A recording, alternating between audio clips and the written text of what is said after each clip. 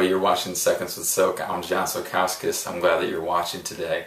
Last week we talked about our need for vision and the power of it, how we need to have a vision for our lives, for every aspect of our lives, our personal lives, our marriage, our families, our finances, every aspect of our lives. We need to have a vision because it has the power, the potential to bring change into our lives today. When you have an envisioned future, a picture of what you want your future to look like, it's going to bring in disciplines today so that you can help create that future that you're wanting to see tomorrow. And so I want to remind you and just share a little more insight on vision today. First of all, vision is believing what you cannot see and preparing for it. So vision is a lot like faith in that if you have faith for something, you're going to prepare for it. If you don't really believe it, then you're not going to prepare for it. So the highest form of faith is preparation. And so in the same way, then when you have a vision for your life, there's faith involved. And you have an envisioned future, what you want things to look like.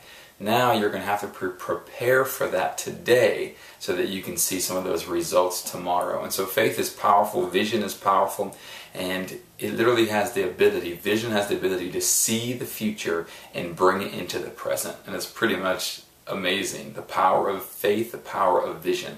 And so last week I shared that I was going to give you some steps to successfully create a life vision.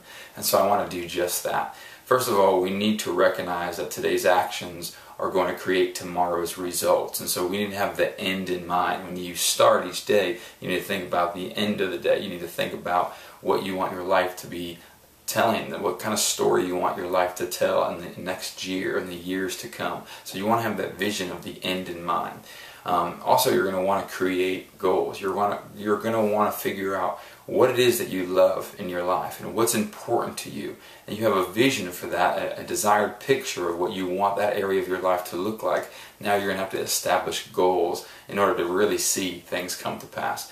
Now a goal is literally defined by this. It needs to have these two things to be present.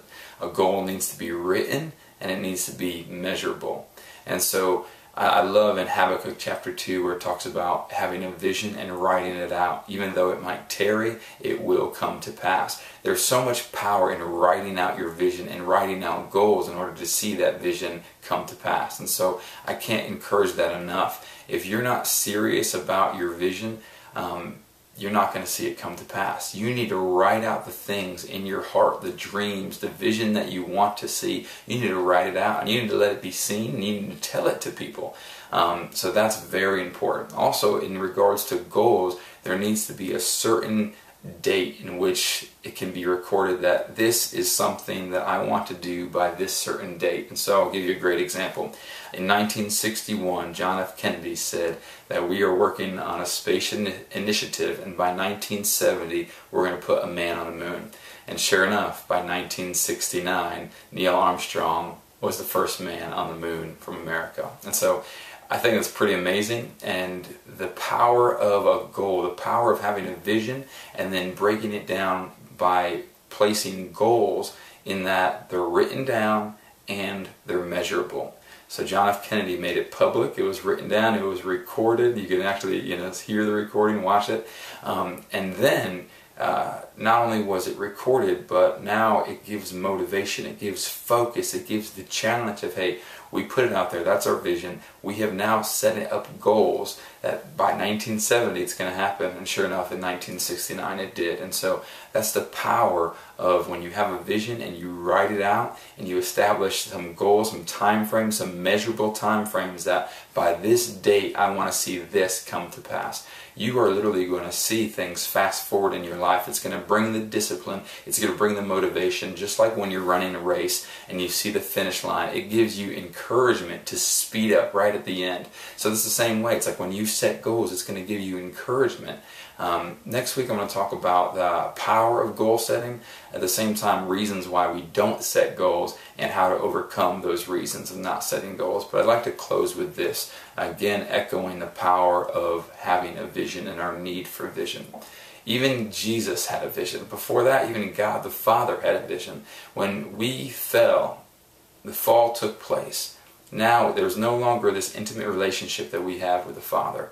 Well, immediately God has this vision of restoration, of redemption, of intimacy again with his children, a relationship again with his children. So what does he do? He executes a plan. The plan is to crucify his only son, Jesus. And it happens.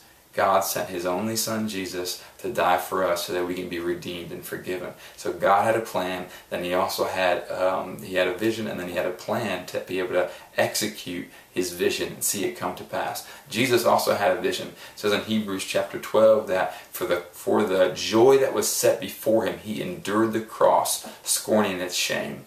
And so he had the vision of you and me with him forever. And so because of that joy, he willingly got on the cross and died for you and I. So he had a vision. The Apostle Paul also had a vision. He said, for this heavenly vision, I was not disobedient to the heavenly vision. And so I say all that because it's so easy for us to just kind of come up with excuses or not have a vision for our lives because we think, oh, I'm just waiting on God. Well, I want to tell you, if God has put something in your heart, if he's put desires in your heart, there's a reason why you have those desires in your heart, and you need to write those things out. You need to allow the vision to be clearly seen, and you need to be able to share it with people, and then you need to be able to put it into paper and set goals, measurable time frames in which you are going to see things come to pass. I promise you, you are going to be fulfilled. You're going to experience the fulfillment of seeing some of those things come to pass and knowing that you're actually doing what you were created for in this life. And you're going to see things that are once were broken relationships, frustrated in the area of your finances. You're going to see those things all of a sudden come to the place where you were wanting them for a long time and you haven't been able to get there. You haven't been able to see the restoration or the things, the solutions that you're wanting to discover, you're wanting to find. Suddenly now they're in your life. Why? Because the power of vision and the power of actually executing a plan and creating goals and fulfilling those goals. And so I hope this message really encouraged you, and I really encourage you to get a vision, to write it out, to establish some goals, to share it with some other people, and to live not just with today in mind, but live for tomorrow in mind as well. So again, look forward to seeing you next week as we talk about the power of goal setting, reasons why we don't set goals, and how to overcome those reasons. We'll see you then.